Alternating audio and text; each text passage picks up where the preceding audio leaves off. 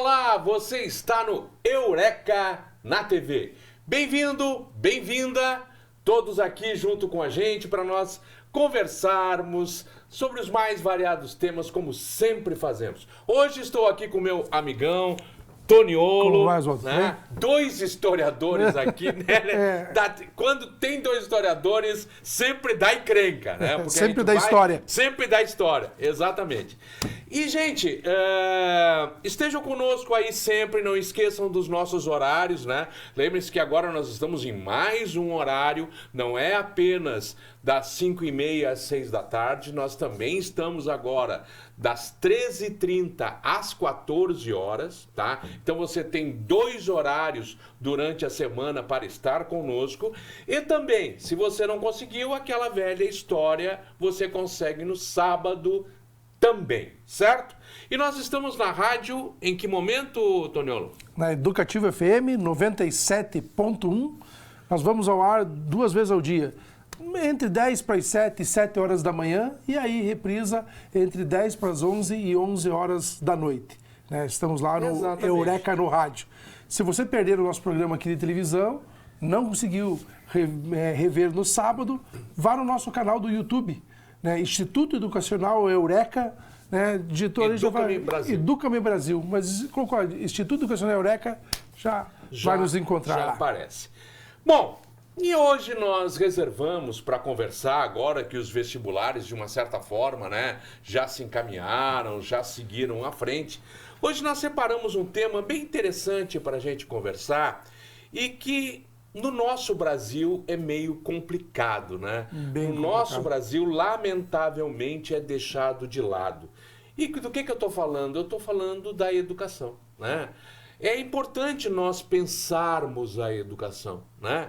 E aí, eu e o Toniolo aqui vamos fazer algumas reflexões a respeito da educação, que é importante que você acompanhe, né? Se nós pensarmos que os países que se desenvolveram, países que saíram de crises, justamente onde eles aplicaram foi na educação, né? Onde eles aplicaram investimentos foi na educação, nós poderíamos pensar diferente a respeito desse assunto. E não esquecendo, né? Educação não é gasto. Educação é investimento, assim como saúde. Né? Quando você trabalha na prevenção, falando em saúde, você diminui os gastos, né, nos atendimentos e tudo mais, de emergência e outros. Então é importante a gente mudar um pouco a nossa mentalidade desse país em específico. Mas vamos lá, Toniolo, vamos começando o papo aí. Bom, nós temos que fazer algumas reflexões, né, sobre a educação. É algo importante, como o Oswaldo comentou, no nosso país, né, qualquer candidato, seja, né, presidência da República, governador, prefeitura, né, até mesmo vereador, todos reconhecem a importância da educação. Mas na hora de realmente executar um projeto educacional, né, ele sempre fica, vamos dizer, capenga. Né? Porque quando se trata de um país como o Brasil, né, nós temos que ter um projeto de Estado. Né? Um projeto de educação voltado ao Estado. Não pode ser de governo. Não pode ser de governo. Por quê? Porque educação é um processo, ele é algo longo, ele não é da noite para o dia. Né? Tanto que no conceito de educação já diz, né? É um processo que vai capacitar os indivíduos, né? Agir de maneira consciente, fazendo com que suas ações tragam consequências positivas para ele e para toda a sociedade. Só que não é um ato, é um processo. Sim. Então você não consegue melhorar a educação no Brasil em um governo só. Né? Ele tem que ser um projeto de Estado e deveria ser muito bem planejado. Mas infelizmente não é. E um dos problemas que nós temos aqui é que cada governo que assume quer colocar a sua mão na educação. E não pode ser assim. Educação tem que ser algo estabelecido, tem que ser algo duradouro e de qualidade. É isso que tem que ser. E realizado por pessoas que sejam da área, que entendam da área. Né? A gente brinca ali, o tal do notório saber. Algumas pessoas acham que tem notório saber na área de educação. Nunca estudaram, não têm um curso de licenciatura, não se prepararam, né? E querem discutir educação. É uma pergunta, né? Uma pergunta que o nosso companheiro Marlos, né? Ele fez para mim outro dia, ele chegou para mim e disse assim: Oswaldo, você tem um consultório? Não, consultório não tenho. Por quê? Então você não faz atendimento em consultório. Você não é médico e não é dentista. Não. Mas você receita? Você receita? Não. Não, né? Eu não receito. Por quê? Porque eu não sou médico, porque eu não sou dentista. Agora, por que as pessoas que não são professores querem ensinar a dar aula? Sim. Querem dizer como deve ser. Ou querem planejar ser. a educação, coisa que eles não são da área, né? Tem Nós vamos fazer algumas reflexões aqui já sobre educação, né? E uma delas é justamente esse caráter científico da educação. Exato. Né? Ele Claro. não é algo que você pode fazer de maneira aleatória, né? Por empirismo, não. É decorrente de grande estudo. É uma ciência. É uma ciência. Educação é uma ciência. É uma ciência. Nós vamos trazer algumas Vamos lá, então. reflexões Vamos lá. né? Vamos trazer reflexões sobre educação. Educação, bom, dois tipos de educação, sistemática e assistemática. A sistemática é o que nós vamos tratar aqui, né? É essa planejada. É o processo, É o processo. Ela faz parte de um sistema. A assistemática é aquela que a gente vê, né, em casa, cada um tem um modo diferente, muitas vezes, de educar, né? Então, alguns pais acham que criança é que nem chantilly, né? Quanto mais bate, mais cresce. Né? O que eu sou contra, mas é um dos modelos. Alguns dos pais, Alguns né? dos pais São acham alguns que é dos isso. pais. Outros pais aplicam castigos, outros pais dão premiações para os filhos, mas ela não tem um sistema planejado. Alguns outros pais, únicos, o né? filho apronta e ele acha lindo. Acha lindo, e isso é uma coisa que infelizmente é comum. Né? Ele vai lá na escola para defender o filho de um ato errôneo. Exato. Em vez de corrigir, né, para mudar o comportamento do filho, ele vai lá e reforça o comportamento errôneo do filho. Isso é uma coisa preocupante. Né? Porque o jovem, ele costuma errar. É natural Claro. o jovem errar. Né? Mas aí o que você tem que apontar? Esse comportamento é errôneo. Sim. Mude seu comportamento. E isso é algo que vai ter que envolver escola, família e mesmo sociedade. Né? Os nossos valores não podem ser valores Eu vou distorcidos. fazer só um parentezinho para contar uma coisa para você. Eu era extremamente jovem, e eu trabalhava numa empresa e chegou o diretor da empresa e disse uma coisa que eu me apaixonei. Ele chegou e falou assim, sabem, falou para todos, eu nunca disse um não para um filho meu.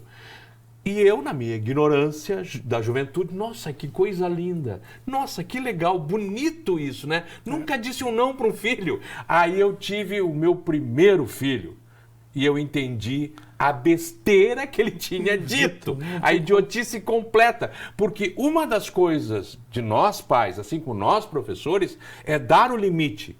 E o limite vem, na maior parte, através do não. Sim, e esse é um dos grandes problemas que eu vejo hoje na sociedade, né? Que o limite está vindo só de nós professores.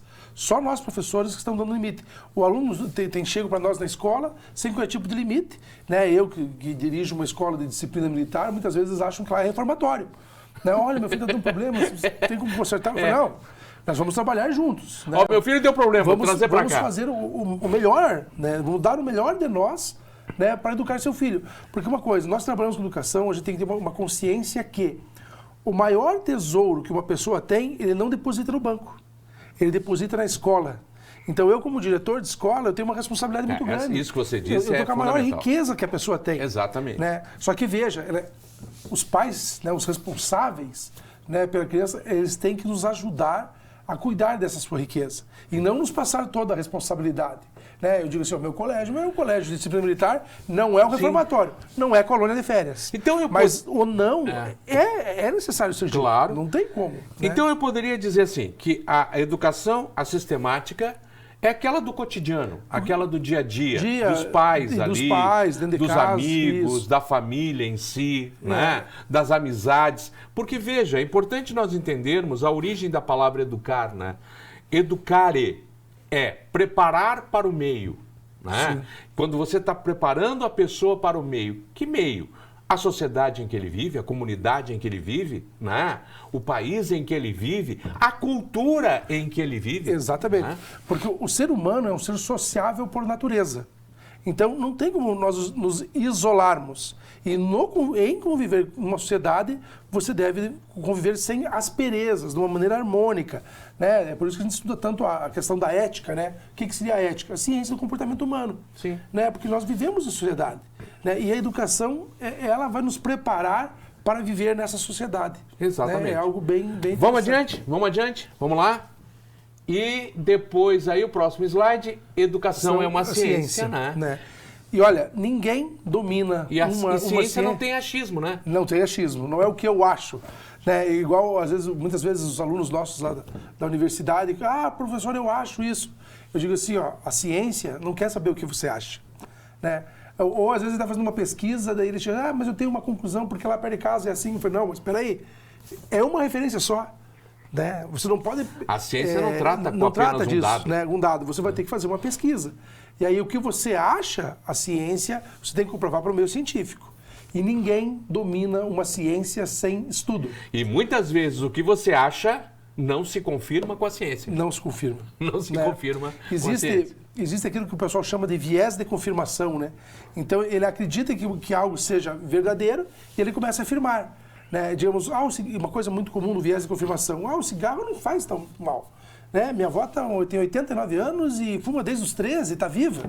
Pô, é a sua avó, mas quantos morreram, né, por causa do tabagismo? Eu não posso me guiar pela exceção, isso, né? Exato, a avó é exceção.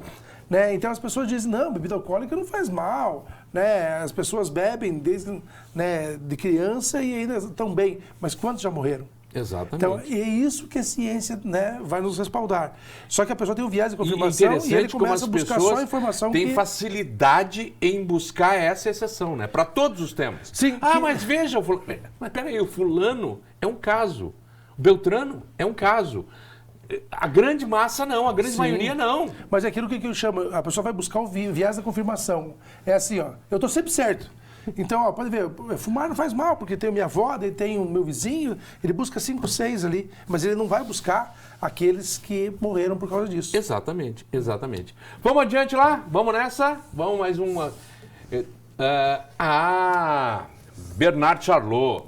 Triplo processo da educação. O grande educador Bernard Charlot, né, que nos coloca essa ideia da socialização, humanização e singularização. É interessante nós pensarmos sobre isso, né? Quer dizer, nós não nascemos humanos.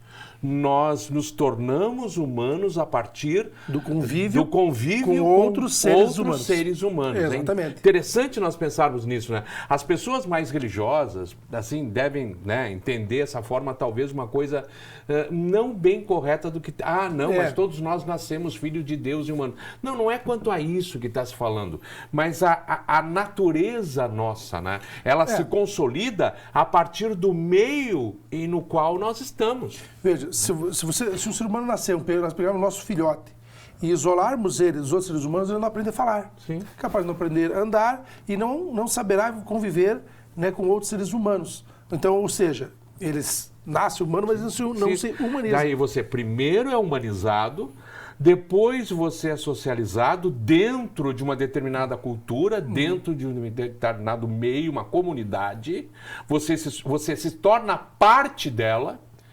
Né? Você aprende os costumes, as tradições, a maneira de pensar, agir, sentir. E depois dessa humanização inicial, singularização, você se individualiza. É quando você cria a sua própria maneira de ser, mas dentro do contexto daquela sociedade em que você nasceu. Sim, a partir com valores daquela sociedade. Exatamente. Né? Bom, nós vamos ter que fazer um intervalo, né? Então, podemos discutir o outro, que é a socialização, que eu acho muito importante, ainda mais nesse período que nós passamos de pandemia, discutir essa questão de socialização é bem importante. Nos aguarde aí então, hein? Dê uns minutinhos aí, aproveite para tomar uma aguinha, sempre aquele sagrado xixizinho, e volte que estaremos aqui.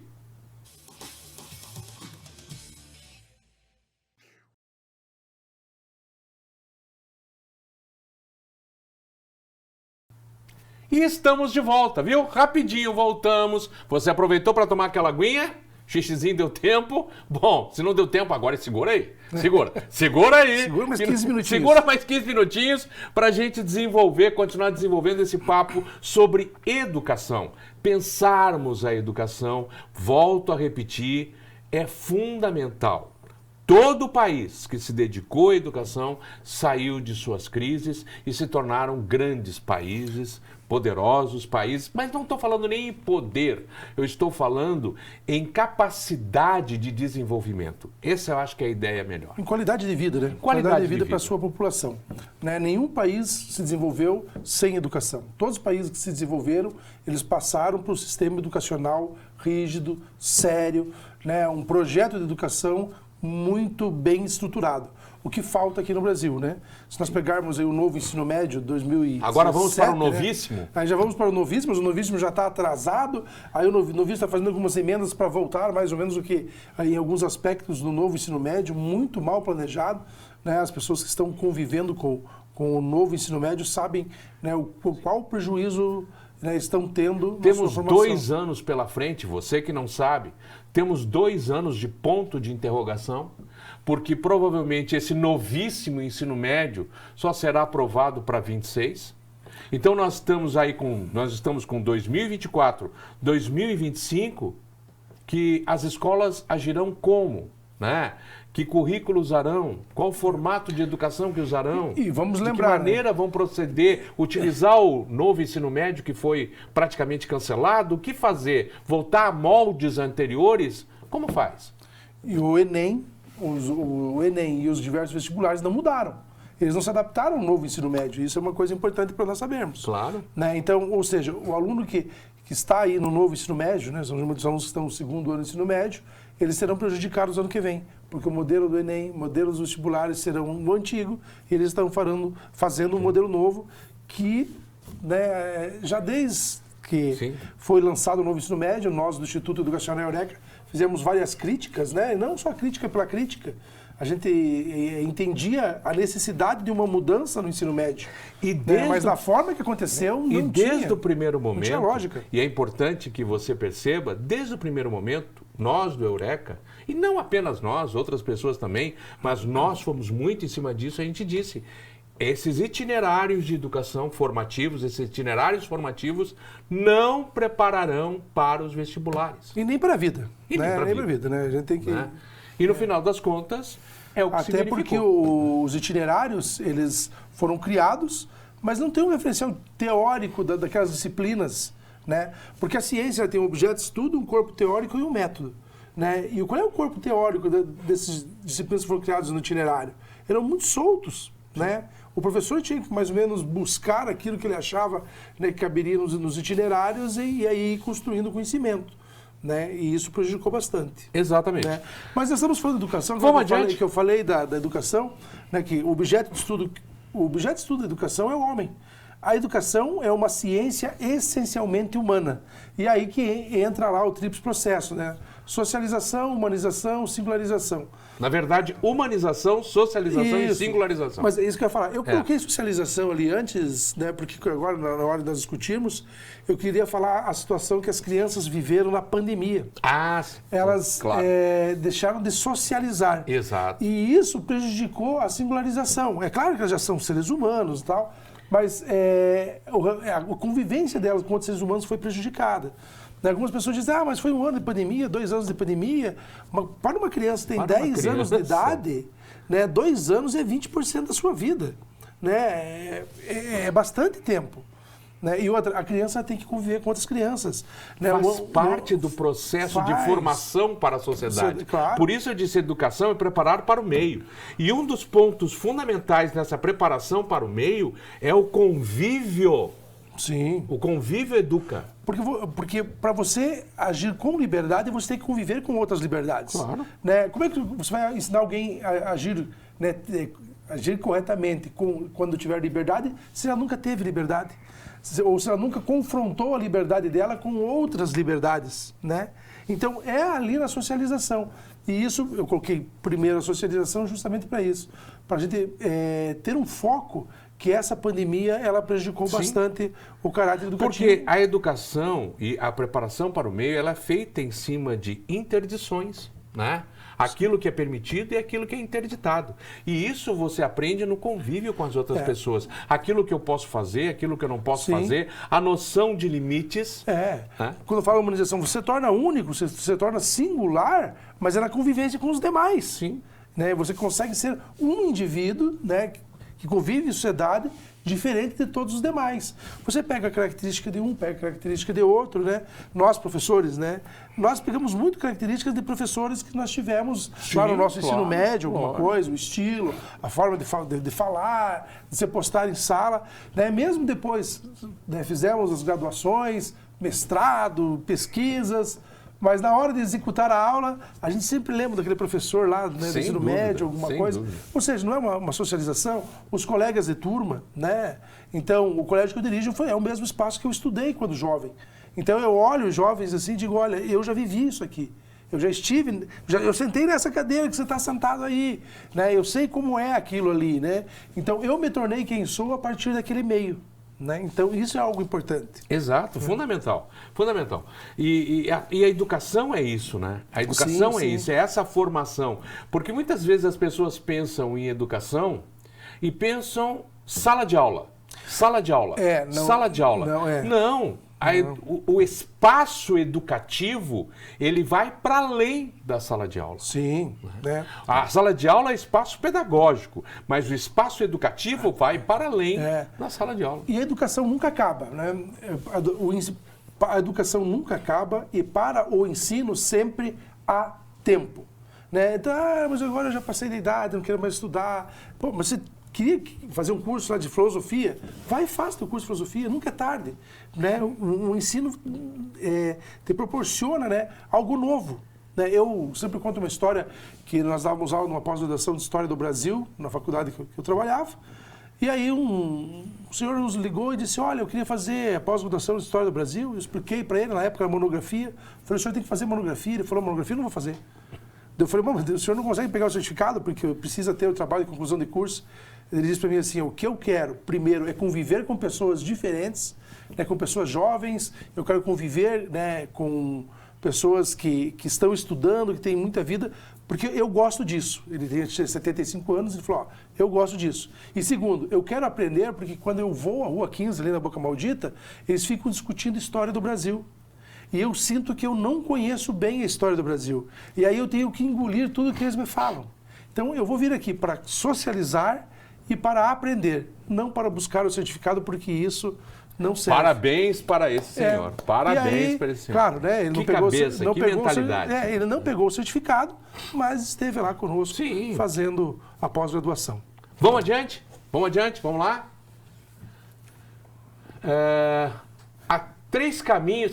muito bom. Há 3 caminhos para o fracasso. Aqui dá um papo legal. Isso.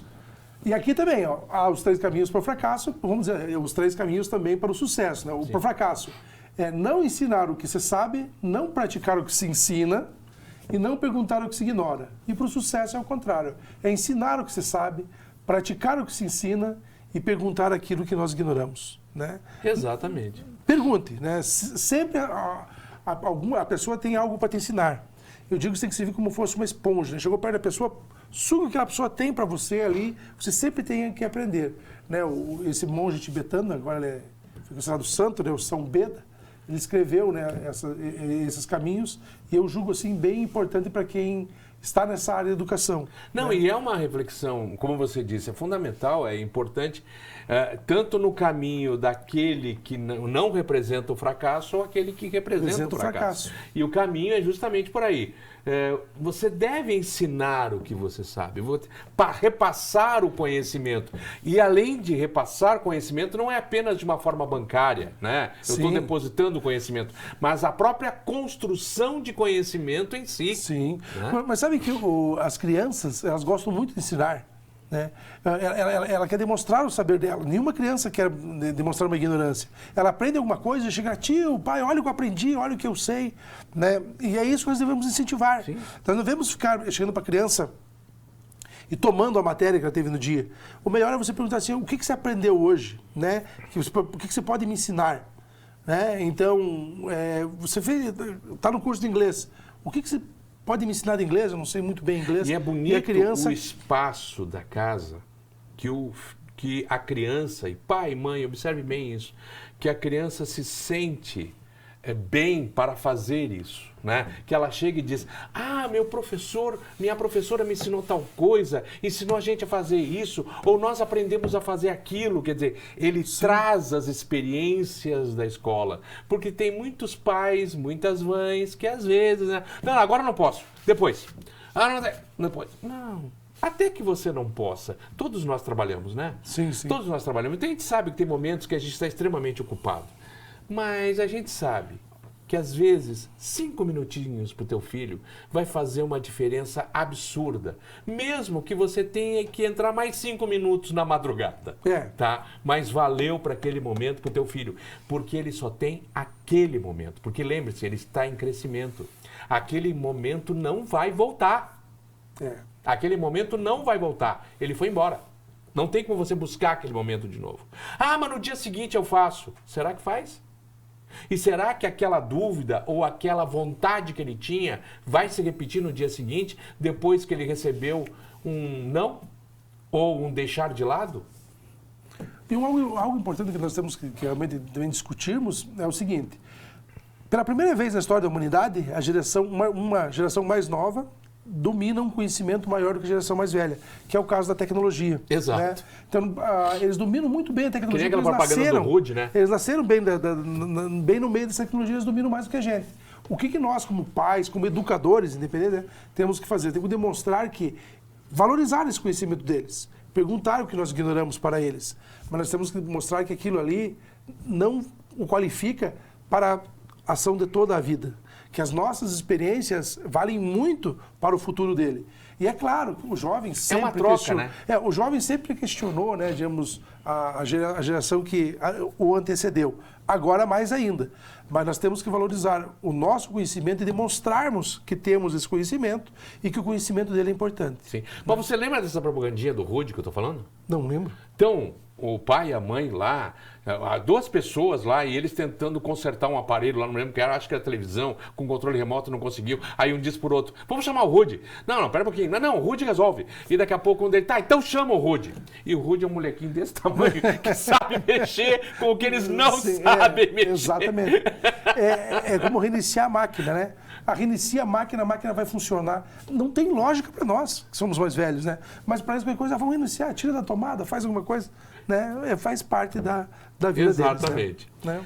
Bem, espero que você tenha gostado desse nosso papo. Vamos voltar a ele, voltar ao papo da educação, sem sombra de dúvida, tá? Esse é um primeiro momento de uma conversa a respeito da educação. A gente pensar de uma forma descontraída, né? Num bom bate-papo. Assim como nós fazemos bate-papo a respeito de futebol, política e outros temas, por que não fazer um bate-papo a respeito da educação? Então, esteja conosco no próximo programa, tá? Esse fica por aqui, mas tenha certeza, voltaremos nesse tema da educação. Um abraço, até a próxima. Obrigado, meu amigão. Um abraço, até a próxima. Tchau, tchau.